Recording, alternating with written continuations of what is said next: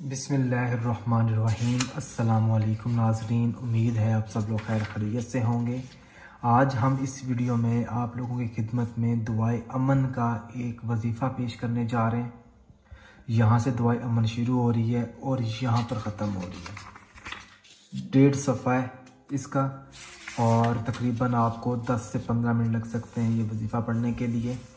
जिस घर में सुकून ना हो, हमेशा लड़ाई झगड़ा रहता हो, चाहे औलाद की वजह से या शोहर की वजह से, बीवी की वजह से, दोस्तों की वजह से या रिश्तेदारों की वजह से, चाहे वो दूसरे की वजह से आपके घर का माहौल ख़राब हो चुका है, अगर आप चाहते हैं कि आपके घर का माहौल जन्नत जैसा बन जाए, अल्लाह पाक हम सब लोगों की दुआएं कबूल फरमाए, आमीन।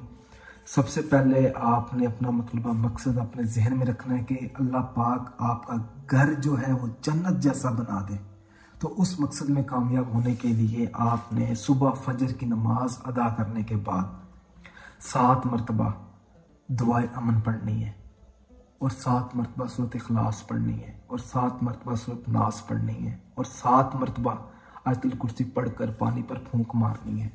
और वो पानी आप पूरे घर वालों को पिलाएं, आप खुद भी पिए, अपनी बीवी को पिलाएं, बच्चों को पिलाएं और घर में जो अफराद रहते हैं सबको पिलाएं।